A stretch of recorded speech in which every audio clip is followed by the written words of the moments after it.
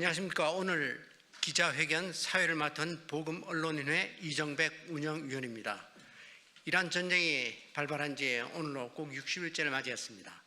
오늘 보금언론인회와 한국교회언론회는 지난 2월 28일부터 4월 12일까지 44일간 한국 주요 언론 101개사가 생산한 이란전 관련 기사 61,548건에 대한 정량 정성 분석 결과를 발표합니다. 연구자 권경희 공동대표 요약 발표에 이어서 네 분의 전문가 코멘트가 있겠습니다. 먼저 보금언론인회 공동대표 겸 메가포커스 발행인 권경희 대표의 전체적인 요약 발표가 있겠습니다.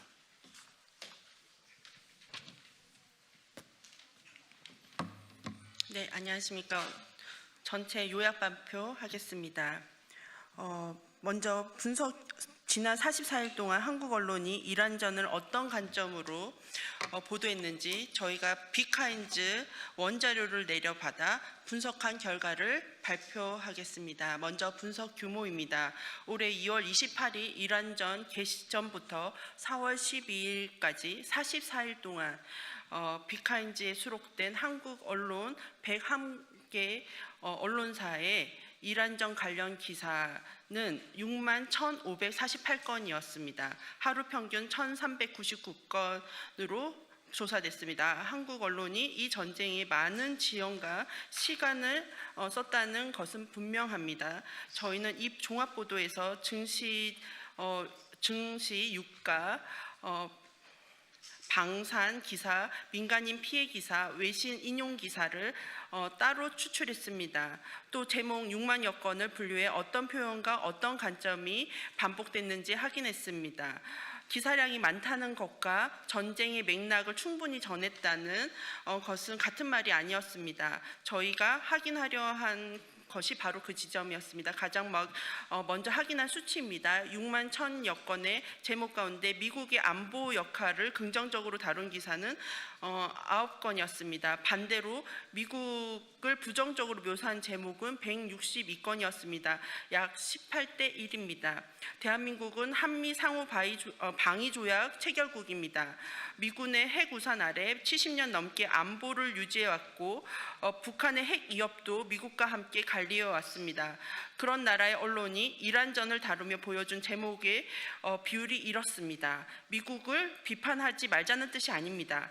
미국의 오판이나 민간인 피해가 있었다면 당연히 따져야 합니다. 그러나 비판과 조롱은 다릅니다. 비판은 사실과 맥락을 함께 봅니다. 조롱은 감정부터 앞세웁니다.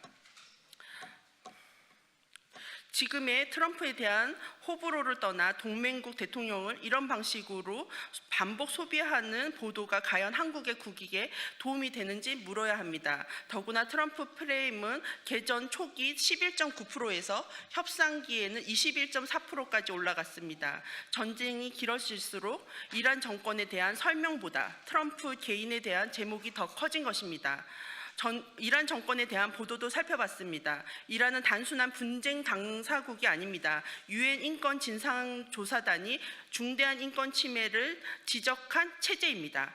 IAEA가 핵 검증 문제를 제기한 체제입니다. 기독교 개종자와 가정교회가 박해를 받고 여성의 일상까지 국가가 통제하는 신정 독재 체제입니다. 그런데 이런 체제의 성격을 제목에서 다룬 기사는 전체의 3.3%밖에 되지 않습니다. 더 큰 문제는 시간이 지나면서 그 비중이 줄었다는 점입니다. 개전 초기에는 9.6%였지만 전쟁 6일 뒤에는 1.1%로 떨어집니다. 전쟁은 계속됐는데 그 전쟁이 배경이 된 체제에 대한 설명은 오히려 줄어든 것입니다. 같은 기간 트럼프 프레임은 11.9%에서 21.4%로 올라갑니다. 독자는 무엇을 더 많이 보게 됩니까? 이란 정권이 시민을 어떻게 억압했는지보다 트럼프가 어떤 말을 했는지를 훨씬 더 자주 접합니다. 경제지 보도는 더 깊이 따져봐야 합니다. 이란전 기사 가운데 경제지가 차지한 비중은 무려 44%였습니다. 종합지보다도 방송보다도 많은 비중을 차지합니다. 전쟁이 유가와 환율, 주가와 방산에 바로 영향을 주기 때문에 경제지가 많이 쓴 것은 자연스러운 현상입니다. 문제는 무엇을 중심에 놓고 썼느냐입니다. 경제지 기사 27,945건의 제목 가운데 유가, 환율, 코스피, 방산주처럼 시장 가격을 다룬 다룬 제목은 22.2%였습니다. 반면 해상 안보, 억지력, 동맹 가치, 공급망 안정처럼 시장 질서를 다룬 제목은 0.9%에 그쳤습니다. 무려 2.4배 차이입니다. 한국은 원유 수입의 약 70%를 중동에 의존합니다. 호르무즈 해협이 막히면 기름값만 오르는 것이 아니라 우리나라의 전반적인 것들이 오릅니다. 정유와 화학, 해운과 제조업 전반이 흔들립니다. 그렇다면 경제지는 유가 그래프만 보여줄 것이 아니라 그 그래프를 움직이는 힘을 설명해야 합니다. 누가 해상 통행을 위협하는지, 혁명 수비대가 어떤 방식으로 통항 질서를 흔드는지, 미국의 억지력이 약해지면 한국 기업에 어떤 비용이 발생하는지 짚어야 했습니다.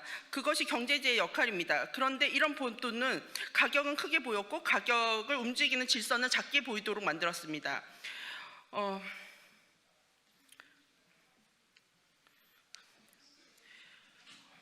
비용도 중요한 대목입니다. 한국 언론은 이란전을 보도하면서 언론 보도 비중에 대해서 로이터, 뉴욕타임즈, CNN, AP를 많이 인용했습니다. 12,684건을 인용했는데 반면 미국 내 보수 언론에 대한 매체를 전한 곳은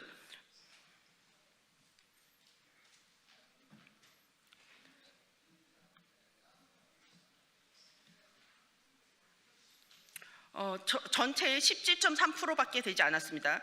그 중에는 타코, 오락가락, 멍청이, 미친놈 같은 미국 내 정파적 표현을 그대로 옮긴 제목도 있었습니다. 트럼프에 대한 호불호를 떠나 동맹국 대통령을 이런 방식으로 반복 소비하는 보도가 과연 한국에 도움이 되는지 물어야 합니다. 더구나 트럼프 프레임은 개전 초기 11.9%에서 협상가에는 11.4%까지 올라갔습니다. 전쟁이 깊어질수록 정권에 대한 설명보다 트럼프의 개인에 대한 제목이 더 커진 겁니다.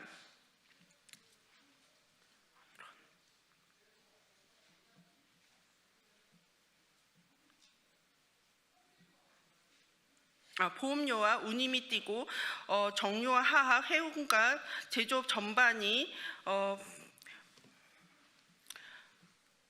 흔들립니다. 경제지는 유가 그래프만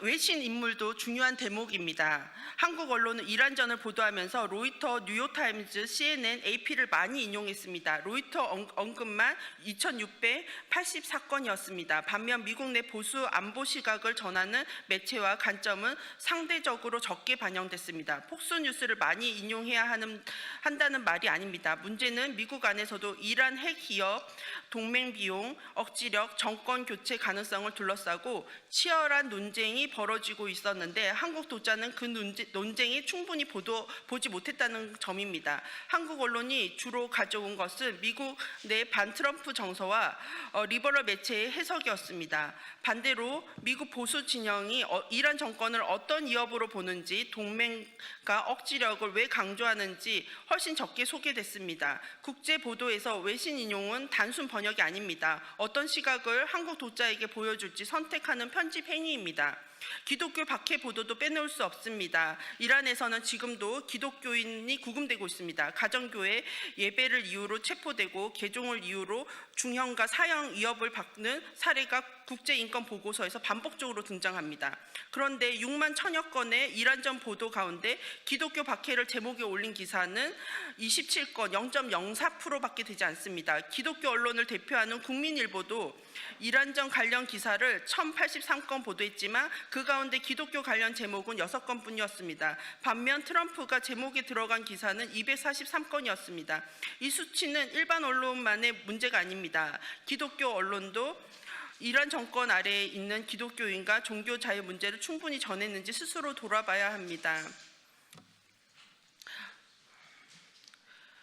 미국 안보 역할보다는 긍정 9건, 부정 162건, 약 18대 1이었습니다. 이란 체제 보도는 개전 초기 9.6%에서 전쟁 6일 뒤 1.2%로 줄어들었습니다. 경제지는 시장 가격을 시장 질서보다 24배 많이 다뤘습니다. 기독교 박해 보도는 6만여 건 가운데 27건에 그쳤습니다. 동맹은 조약문만으로는 유지되지 않는다는 것입니다. 국민이 동맹의 의미를 이해하고 지지할 때 작동합니다. 국민이 매일 접하는 제목이 한쪽으로 기울면 동맹에 대한 인식도 흔들립니다. 그 흔들림은 결국 우리의 안보와 경제로 돌아옵니다. 보금 언론인회는 3가지를 요청드립니다. 첫째, 민간인 피해를 보도하되 그 피해가 놓인 전쟁의 배경과 체제의 성격도 함께 전해달라는 것입니다. 둘째, 경제지는 가격 너머의 질서를 읽어달라는 것입니다. 유가와 주가뿐만 아니라 그 숫자를 움직이는 해상 안보와 동맹, 억지력과 공급망을 설명해 주시길 부탁드립니다. 셋째, 외신을 인용할 때 미국 안에서 벌어지는 논쟁의 여러 흐름을 함께 담아주시길 부탁드립니다. 한쪽 시각은 한국 독자의 판단을 왼쪽으로 기울일 수밖에 없도록 만듭니다. 이상입니다. 감사합니다. 네, 첫 번째 패널로 전 KBS 보도본부장을 역임하신 보금 언론인의 김인영 회장께서 미디어 언론 그리고 안보 관점에서 코멘트 해주시겠습니다. 네, 앞에서 상세히 설명을 들으셨지만은 저는 이제 한미 관계 안보와 관련해서 잠깐 덧붙이는 말씀을 좀 드리겠습니다. 현 정부 들어서 이 한미 관계가 좀 불편한 거 아니냐 이렇게 생각하는 분들이 참 많을 수밖에 없는 그런 상황들이 좀 있었죠. 그 앞부분에 이제 코멘트 원고에 6가지 사례를 드러났지만 이런 6가지 사례 외에도 최근에도 이제 그 북한 관련 정보를 또 공개한 부분, 저 통일부에서 공개한 데 대해서 미국과의 불편한 이런 논평들이 서로 오고 가고 있고 그렇게 돼 있는데 이번 이란 전쟁이 터졌는데 이란 전쟁 보도를 쭉 분석해 봤더니 굉장히 어떤 우리 언론의 전체적인 편향성, 회계성이 드러났다는 거 아닙니까? 이 전쟁의 당사자는 이란과 이스라엘 그리고 미국이지만 사실 이 전쟁의 맥락을 보면은 세계가 이제 블록화돼 있고 이게 이란의 뒤에는 중국이 있고 그래서 이 중국과 미국의 이란 대결 성격도 깔려 있는 거고 그래서 이걸 정확하게 공정하게 객관적으로 보도하는 게 굉장히 중요한데 그렇지 못했다는 게 이제 결론적인 얘기고 특히 이제 이 미국의 역할에 관해서는 굉장히 그 부정적인 언급이 많았다.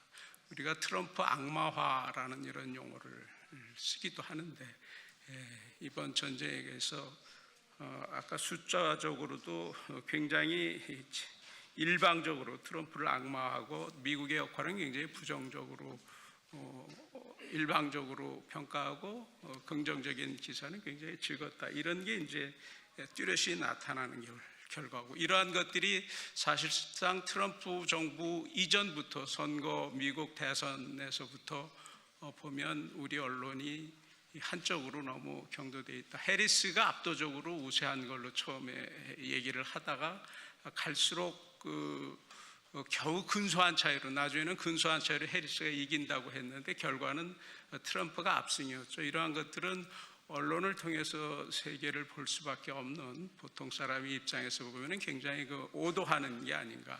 이러한 전쟁 보도는 결과적으로 이러한 것들을 우리가 재확인한 거여서 이러한 것들이 그렇지 않아도 친중 관계를 우려하고 또 이렇게 안보 한미 관계가 불편한 걸 우려하는 이런 입장에서 우리 안보를 이번 보도를 계기로 해서 다시 한번 살펴봐야 되는 거 아니냐. 물론 이런 이 보도가 어떤 객관성을 뚜렷하게 나타내고 있으면 모르는데 그전에는 이 보도가 언론을 구태여 좌와 우로 나누면은 좌와 우 간에 어떤 편차가 있었고 나름대로의 그 정체성이 반영된 이런 논조들이 반영이 되는데 이번에는 획일적으로 거의 그런 차이를 볼 수 없이 한쪽으로 쏠렸다는 이런 것들이 우리의 남북 분단의 현실 그리고 자유냐 억압이냐 이런 프레임을 봐서라도 보도가 너무 일방적으로 돼서 굉장히 오도됐다. 그래서 한번 깊이 반성해 봐야 되는 게 아니냐, 이런 점을 언급하고 싶습니다. 그래서 이렇게 좌우 언론의 차이가 없이 획일성을 보이는 게 현 정부의 어떤 정체성을 너무 언론이 의식해서 그게 반영된 게 아니냐, 이런 우려도 할 수 있다, 이렇게 생각을 합니다. 이상입니다. 네, 패널들께서는 가급적 짧게 좀 코멘트 해주시 바랍니다. 두 번째 패널로 대한민국 기독교 총연합회 대표회장 겸 한국교회 언론의 공동대표인 심하보 목사님께서 반기독교적인 보도의 문제점에 대해서 코멘트 해주시겠습니다. 대강기총 대표회장 심하보 목사입니다. 제가 오늘 이 자리에 선 이유는 한 가지 숫자 때문입니다. 그 숫자는 27이라는 숫자예요. 약 2달간의 미국과 이란의 전쟁 중에 우리의 언론들은 총 6만여 건의 기사를 쏟아냈습니다. 이미 나누어드린 보도자료에 보면 자세하게 다 쓰여져 있습니다. 그중 기독교 박해를 제목에 올린 기사가 약 27건밖에 안 된다는 말입니다. 그나마 27건 중 실제로 이란 정권이 기독교인을 박해하는 현실을 다룬 기사는 불과 2, 3건에 불과합니다. 이란에서 자유를 외치다가 독재자에 의해 죽어간 4만 명의 이란 국민들의 인권은 어디가 있는지, 복음을 전하다가 감옥에 간 형제자매들의 그 얼마나 그들의 안타까운 모습을 우리는 생각해 보았는지, 우리가 지금 주목해야 할 사람은 터헤란 지하교회에서 예배를 드리는 성도들입니다. 또 하나의 중요한 사실은 이란 정권의 종교 박해는 단지 인권 문제가 아니라 체제의 본질을 드러내는 지표입니다. 종교의 자유가 없는 곳에는 양심의 자유도 표현의 자유도 사실은 없습니다. 한국 언론이 이 체제의 본질을 0.4%밖에 다루지 않았다면 실제 내용을 접하지 않은 독자들은 이란 정권이 왜 위협적인지를 이해할 방법이 없습니다. 지금 이란에서는 진정 자유를 누리고 있는가? 그럼에도 불구하고 한국 언론들은 이란 전쟁에서 이란 국민의 자유를 갈망하는 이러한 내용을 외면하고 있으며 그 땅의 기독교인들이 애타게 기다리고 있는 종교 자유에 대한 갈망을 외면하고 있는 것입니다. 저는 이것에 대해서 지적하고 싶어서 이 자리에 섰습니다. 이상입니다.